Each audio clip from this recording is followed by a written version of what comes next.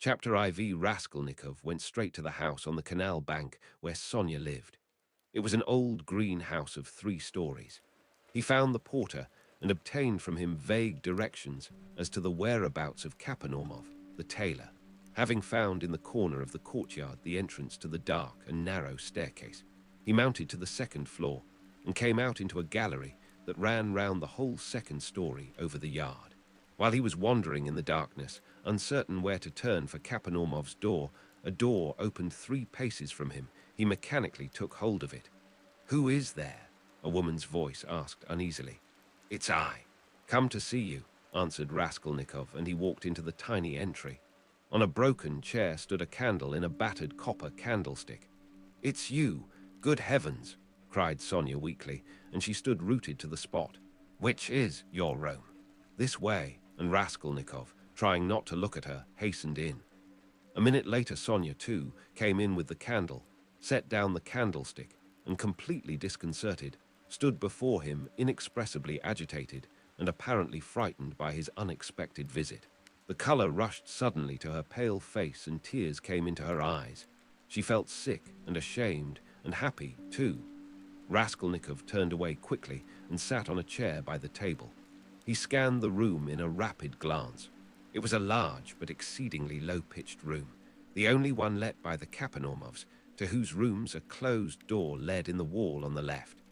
In the opposite side, on the right-hand wall, was another door, always kept locked, that led to the next flat, which formed a separate lodging. Sonia's room looked like a barn. It was a very irregular quadrangle, and this gave it a grotesque appearance.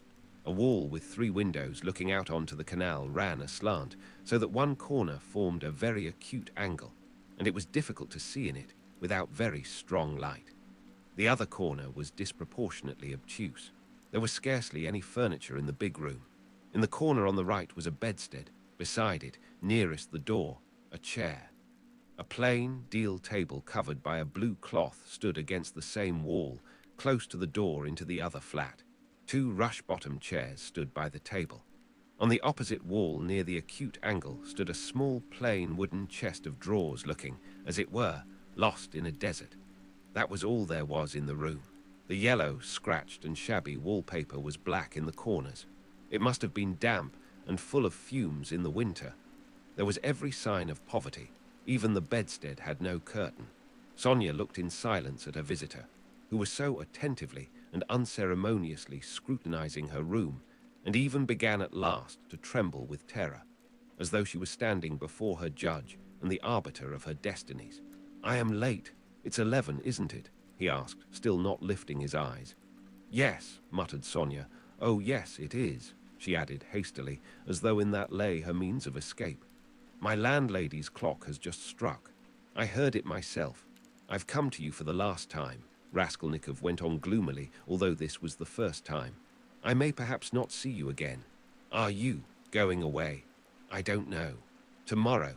"Then you are not coming to Katerina Ivanovna tomorrow?" Sonia's voice shook. "I don't know. I shall know tomorrow morning." "Never mind that. I've come to say one word."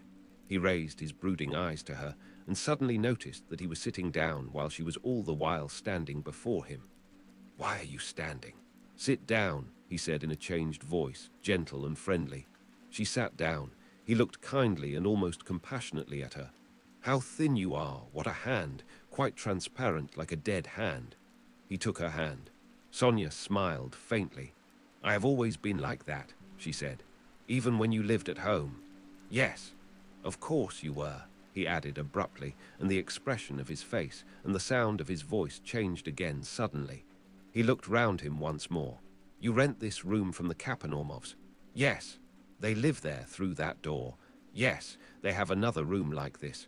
"All in one room?" "Yes." "I should be afraid in your room at night," he observed gloomily. "They are very good people, very kind," answered Sonia, who still seemed bewildered.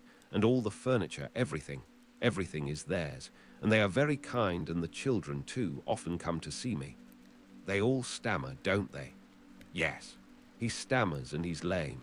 And his wife, too. It's not exactly that she stammers, but she can't speak plainly. She is a very kind woman, and he used to be a house serf. And there are 7 children. and it's only the eldest one that stammers and the others are simply ill. But they don't stammer. But where did you hear about them? She added with some surprise. Your father told me then. He told me all about you, and how you went out at 6 o'clock and came back at 9, and how Katerina Ivanovna knelt down by your bed. Sonia was confused.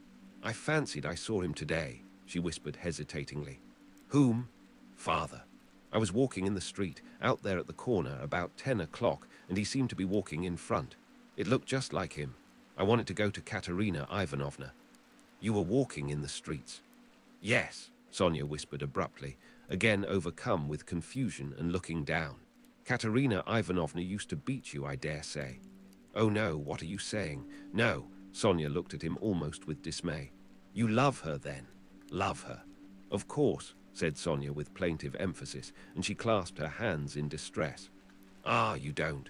If you only knew, you see, she is quite like a child. Her mind is quite unhinged, you see, from sorrow. And how clever she used to be, how generous, how kind. Ah, you don't understand, you don't understand. Sonia said this as though in despair, wringing her hands in excitement and distress. Her pale cheeks flushed. There was a look of anguish in her eyes.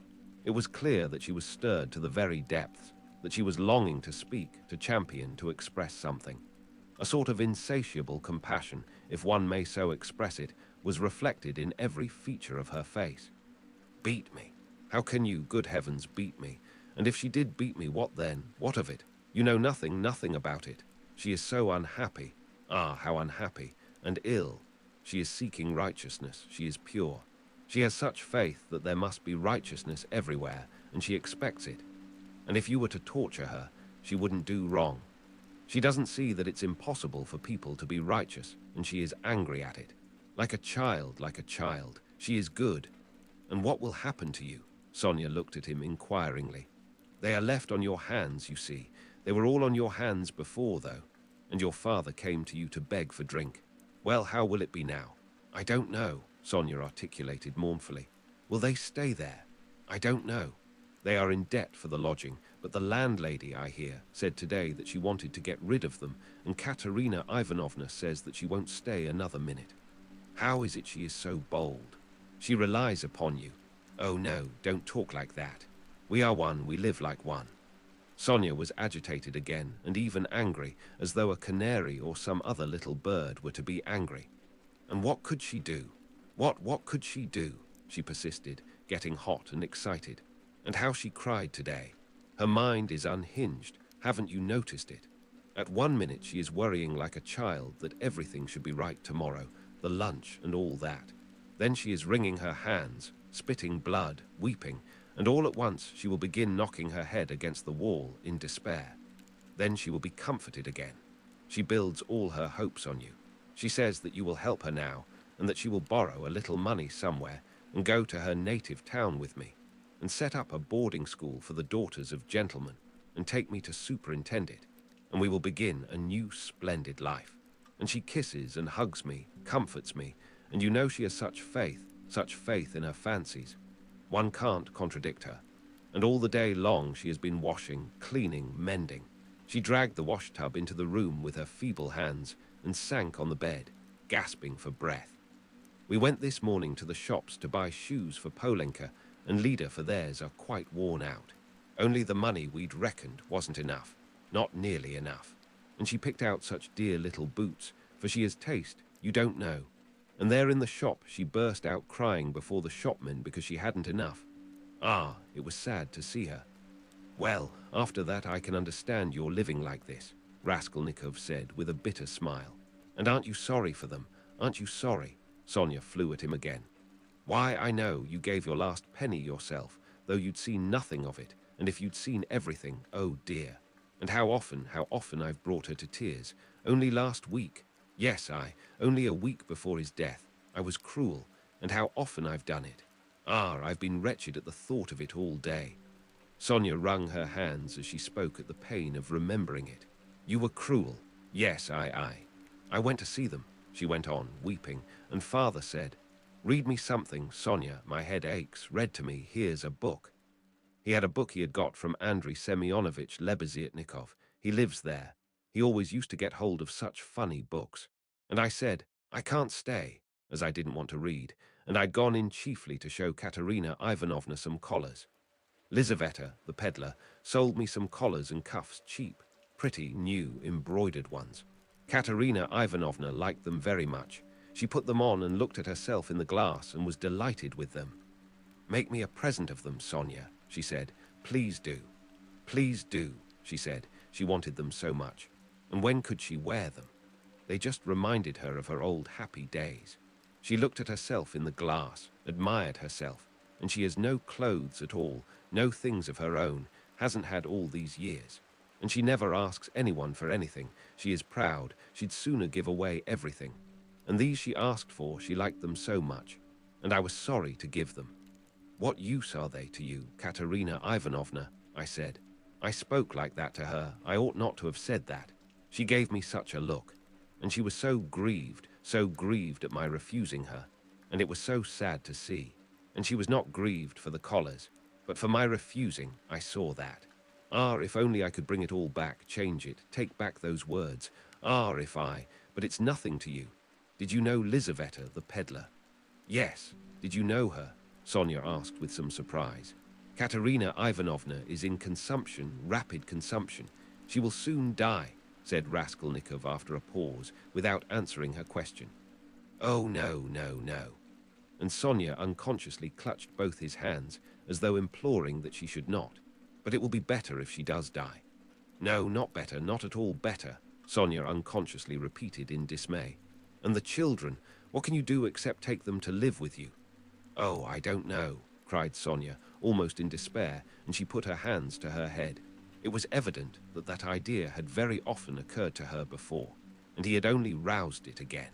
And what if even now, while Katerina Ivanovna is alive, you get ill and are taken to the hospital? What will happen then? He persisted pitilessly. How can you? That cannot be. And Sonia's face worked with awful terror. Cannot be, Raskolnikov went on with a harsh smile. You are not insured against it, are you? What will happen to them then? They will be in the street, all of them. She will cough and beg and knock her head against some wall, as she did today, and the children will cry. Then she will fall down, be taken to the police station and to the hospital. She will die, and the children. Oh no, God will not let it be, broke at last from Sonia's overburdened bosom. She listened, looking imploringly at him, clasping her hands in dumb entreaty, as though it all depended upon him. Raskolnikov got up and began to walk about the room. A minute passed. Sonia was standing with her hands and her head hanging in terrible dejection. And can't you save? Put by for a rainy day? He asked, stopping suddenly before her. No, whispered Sonia. Of course not. Have you tried? He added almost ironically. Yes, and it didn't come off. Of course not. No need to ask. And again he paced the room. Another minute passed. You don't get money every day. Sonia was more confused than ever, and color rushed into her face again. No, she whispered with a painful effort. It will be the same with Polenka, no doubt, he said suddenly. No, no, it can't be no, Sonia cried aloud in desperation, as though she had been stabbed. God would not allow anything so awful. He lets others come to it. No, no, God will protect her, God, she repeated beside herself. But perhaps there is no God at all, Raskolnikov answered with a sort of malignance, laughed and looked at her. Sonia's face suddenly changed. A tremor passed over it. She looked at him with unutterable reproach, tried to say something, but could not speak and broke into bitter, bitter sobs, hiding her face in her hands. You say Katerina Ivanovna's mind is unhinged. Your own mind is unhinged, he said after a brief silence. 5 minutes passed. He still paced up and down the room in silence, not looking at her. At last he went up to her. His eyes glittered. He put his 2 hands on her shoulders and looked straight into her tearful face.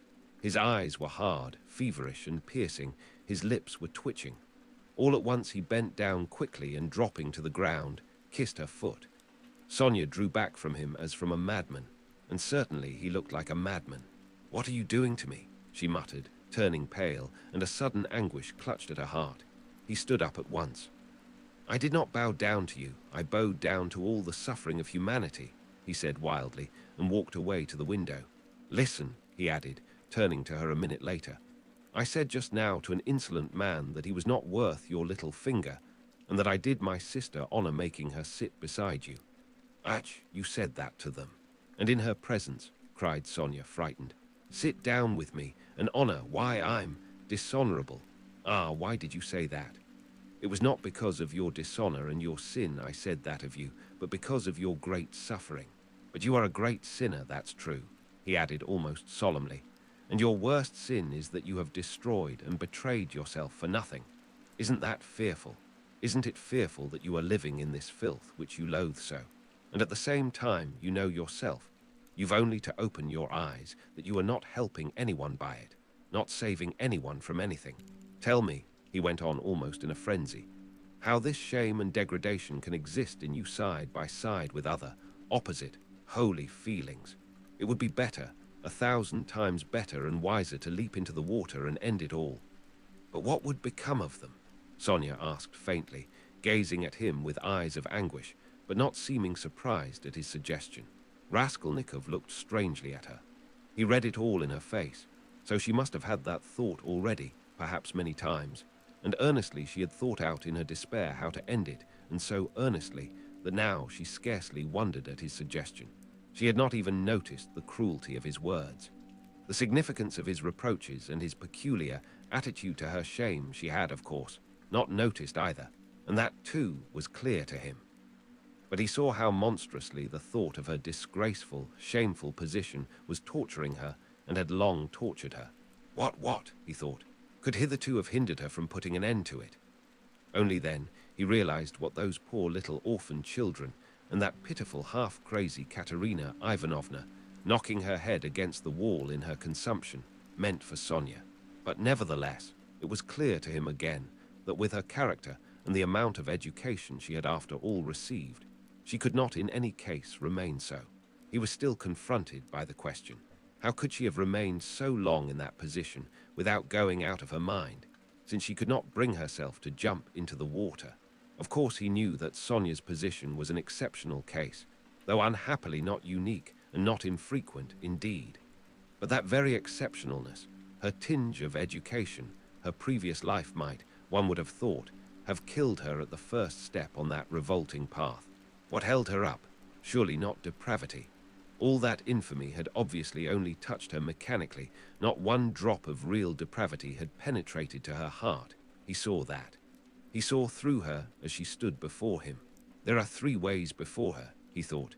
The canal, the madhouse, or, at last, to sink into depravity which obscures the mind and turns the heart to stone. The last idea was the most revolting, but he was a skeptic. He was young, abstract, and therefore cruel, and so he could not help believing that the last end was the most likely. But can that be true? He cried to himself. Can that creature who has still preserved the purity of her spirit be consciously drawn at last into that sink of filth and iniquity? Can the process already have begun? Can it be that she has only been able to bear it till now because vice has begun to be less loathsome to her? No, that cannot be, he cried, as Sonia had just before. No, what has kept her from the canal till now is the idea of sin and they, the children.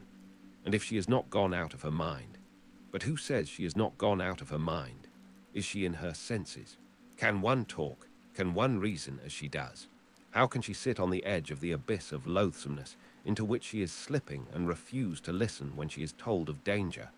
Does she expect a miracle? No doubt she does. Doesn't that all mean madness? He stayed obstinately at that thought. He liked that explanation indeed better than any other. He began looking more intently at her. So you pray to God a great deal, Sonia? He asked her. Sonia did not speak. He stood beside her waiting for an answer. What should I be without God? She whispered rapidly, forcibly, glancing at him with suddenly flashing eyes and squeezing his hand. Ah, so that is it, he thought. And what does God do for you? He asked, probing her further. Sonia was silent a long while, as though she could not answer. Her weak chest kept heaving with emotion. Be silent. Don't ask. You don't deserve, she cried suddenly, looking sternly and wrathfully at him. That's it, he repeated to himself. He does everything, she whispered quickly, looking down again. That's the way out. That's the explanation, he decided, scrutinizing her with eager curiosity, with a new, strange, almost morbid feeling. He gazed at that pale, thin, irregular, angular little face, those soft blue eyes, which could flash with such fire, such stern energy, that little body still shaking with indignation and anger. And it all seemed to him more and more strange, almost impossible. She is a religious maniac, he repeated to himself. There was a book lying on the chest of drawers. He had noticed it every time he paced up and down the room. Now he took it up and looked at it. It was the New Testament in the Russian translation. It was bound in leather, old and worn. "Where did you get that?" he called to her across the room. She was still standing in the same place, 3 steps from the table. "It was brought me," she answered, as it were unwillingly, not looking at him. "Who brought it, Lizaveta? I asked her for it." Lizaveta, strange, he thought. Everything about Sonia seemed to him stranger and more wonderful every moment. He carried the book to the candle and began to turn over the pages. "Where is the story of Lazarus?" he asked suddenly. Sonia looked obstinately at the ground and would not answer. She was standing sideways to the table. "Where is the raising of Lazarus? Find it for me, Sonia." She stole a glance at him. "You are not looking in the right place. It's in the 4th Gospel," she whispered sternly, without looking at him. "Find it and read it to me," he said. He sat down with his elbow on the table, leaned his head on his hand and looked away sullenly, prepared to listen. "In 3 weeks' time they'll welcome me in the madhouse. I shall be there if I am not in a worse place," he muttered to himself. Sonia heard Raskolnikov's request distrustfully and moved hesitatingly to the table. She took the book, however. "Haven't you read it?" she asked, looking up at him across the table. Her voice became sterner and sterner. "Long ago, when I was at school, read. And haven't you heard it in church?" "I haven't been." "Do you often go?" "No," whispered Sonia. Raskolnikov smiled. "I understand. And you won't go to your father's funeral tomorrow?" "Yes, I shall. I was at church last week, too. I had a requiem service." "For whom?" "For Lizaveta. She was killed with an axe." His nerves were more and more strained. His head began to go round. "Were you friends with Lizaveta?" "Yes, she was good. She used to come. Not often. She couldn't. We used to read together and talk. She will see God." The last phrase sounded strange in his ears. And here was something new again, the mysterious meetings with Lizaveta, and both of them religious maniacs. "I shall be a religious maniac myself soon. It's infectious.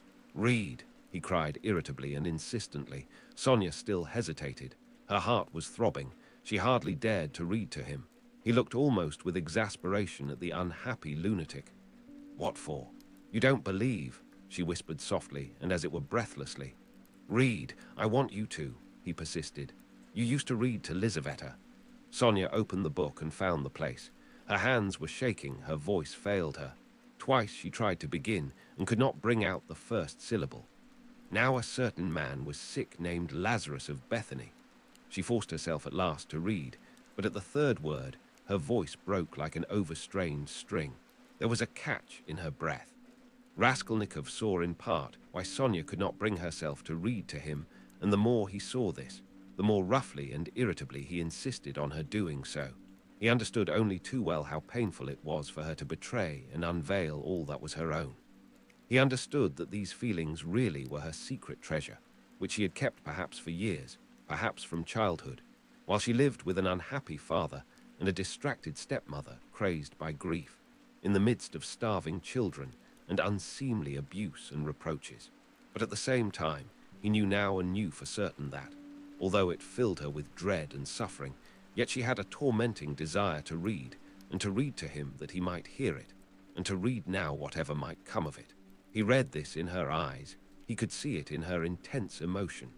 She mastered herself, controlled the spasm in her throat, and went on reading the 11th chapter of St. John. She went on to the 19th verse. "And many of the Jews came to Martha and Mary to comfort them concerning their brother. Then Martha, as soon as she heard that Jesus was coming, went and met him. But Mary sat still in the house. Then said Martha unto Jesus, Lord, if thou hadst been here, my brother had not died. But I know that even now whatsoever thou wilt ask of God, God will give it thee." Then she stopped again, with a shamefaced feeling that her voice would quiver and break again. Jesus said unto her, Thy brother shall rise again. Martha saith unto him, I know that he shall rise again in the resurrection at the last day. Jesus said unto her, I am the resurrection and the life. He that believeth in me, though he were dead, yet shall he live. And whosoever liveth and believeth in me shall never die. Believest thou this? She saith unto him, and drawing a painful breath, Sonia read distinctly and forcibly, as though she were making a public confession of faith. Yea, Lord, I believe that thou art the Christ, the Son of God, which should come into the world. She stopped and looked up quickly at him, but controlling herself went on reading. Raskolnikov sat without moving, his elbows on the table and his eyes turned away. She read to the 32nd verse. Then when Mary was come where Jesus was and saw him, she fell down at his feet, saying unto him, Lord, if thou hadst been here, my brother had not died. When Jesus therefore saw her weeping, and the Jews also weeping which came with her, he groaned in the spirit and was troubled, and said, Where have ye laid him? They said unto him, Lord, come and see. Jesus wept. Then said the Jews, Behold how he loved him. And some of them said, Could not this man which opened the eyes of the blind have caused that even this man should not have died? Raskolnikov turned and looked at her with emotion. Yes, he had known it. She was trembling in a real physical fever. He had expected it. She was getting near the story of the greatest miracle, and a feeling of immense triumph came over her. Her voice rang out like a bell. Triumph and joy gave it power. The lines danced before her eyes, but she knew what she was reading by heart. At the last verse, could not this man which opened the eyes of the blind? Dropping her voice, she passionately reproduced the doubt, the reproach and censure of the blind, disbelieving Jews, who in another moment would fall at his feet as though struck by thunder, sobbing and believing. And he, too, is blinded and unbelieving. He too will hear, he too will believe, yes, yes. At once now was what she was dreaming, and she was quivering with happy anticipation. Jesus therefore again groaning in himself cometh to the grave. It was a cave, and a stone lay upon it. Jesus said, Take ye away the stone. Martha, the sister of him that was dead, saith unto him, Lord, by this time he stinketh, for he hath been dead 4 days. She laid emphasis on the word 4. Jesus saith unto her, Said I not unto thee, that if thou wouldest believe, thou shouldest see the glory of God? Then they took away the stone from the place where the dead was laid. And Jesus lifted up his eyes and said, Father, I thank thee that thou hast heard me. And I knew that thou hearest me always. But because of the people which stand by I said it, that they may believe that thou hast sent me. And when he thus had spoken, he cried with a loud voice, Lazarus, come forth. And he that was dead came forth. She read loudly, cold and trembling with ecstasy, as though she were seeing it before her eyes. Bound hand and foot with grave clothes, and his face was bound about with a napkin. Jesus saith unto them, Loose him, and let him go. Then many of the Jews which came to Mary, and had seen the things which Jesus did, believed on him. She could read no more, closed the book, and got up from her chair quickly. That is all about the raising of Lazarus, she whispered severely and abruptly, and turning away she stood motionless, not daring to raise her eyes to him. She still trembled feverishly. The candle end was flickering out in the battered candlestick, dimly lighting up in the poverty-stricken room the murderer and the harlot who had so strangely been reading together the eternal book. 5 minutes or more passed. I came to speak of something, Raskolnikov said aloud, frowning. He got up and went to Sonia. She lifted her eyes to him in silence. His face was particularly stern, and there was a sort of savage determination in it. I have abandoned my family today, he said, my mother and sister. I am not going to see them. I've broken with them completely. What for? Asked Sonia, amazed. Her recent meeting with his mother and sister had left a great impression which she could not analyze. She heard his news almost with horror. I have only you now, he added. Let us go together. I've come to you, we are both accursed. Let us go our way together. His eyes glittered as though he were mad, Sonia thought in her turn. Go where? She asked in alarm, and she involuntarily stepped back. How do I know? I only know it's the same road. I know that and nothing more. It's the same goal. She looked at him and understood nothing. She knew only that he was terribly, infinitely unhappy. No one of them will understand if you tell them, but I have understood. I need you, that is why I have come to you. I don't understand, whispered Sonia. You'll understand later. Haven't you done the same? You too have transgressed. Have had the strength to transgress. You have laid hands on yourself. You have destroyed a life. Your own, it's all the same. You might have lived in spirit and understanding, but you'll end in the hay market. But you won't be able to stand it, and if you remain alone, you'll go out of your mind like me. You are like a mad creature already. So we must go together on the same road. Let us go. What for? What's all this for? Said Sonia, strangely and violently agitated by his words. What for? Because you can't remain like this, that's why. You must look things straight in the face at last, and not weep like a child and cry that God won't allow it. What will happen if you should really be taken to the hospital tomorrow? She is mad and in consumption. She'll soon die, and the children. Do you mean to tell me Polenka won't come to grief?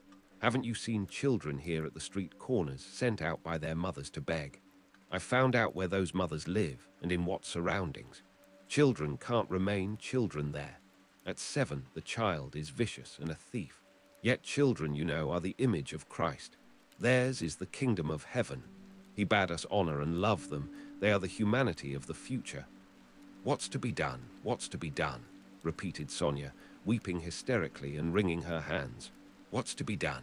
Break what must be broken once for all, that's all, and take the suffering on oneself. What you don't understand, you'll understand later. Freedom and power, and above all power. Over all trembling creation and all the ant heap. That's the goal, remember that. That's my farewell message. Perhaps it's the last time I shall speak to you. If I don't come tomorrow, you'll hear of it all, and then remember these words. And some day later on, in years to come, you'll understand perhaps what they meant. If I come tomorrow, I'll tell you who killed Lizaveta. Goodbye. Sonia started with terror. Why do you know who killed her? She asked, chilled with horror, looking wildly at him. I know and will tell. You, only you. I have chosen you out. I'm not coming to you to ask forgiveness, but simply to tell you. I chose you out long ago to hear this, when your father talked of you, and when Lizaveta was alive, I thought of it. Goodbye, don't shake hands. Tomorrow, he went out. Sonia gazed at him as at a madman, but she herself was like one insane and felt it. Her head was going round. Good heavens, how does he know who killed Lizaveta? What did those words mean? It's awful. But at the same time, the idea did not enter her head, not for a moment. Oh, he must be terribly unhappy. He has abandoned his mother and sister. What for? What has happened? And what had he in his mind? What did he say to her? He had kissed her foot and said yes, he had said it clearly that he could not live without her. Oh, merciful heavens. Sonia spent the whole night feverish and delirious.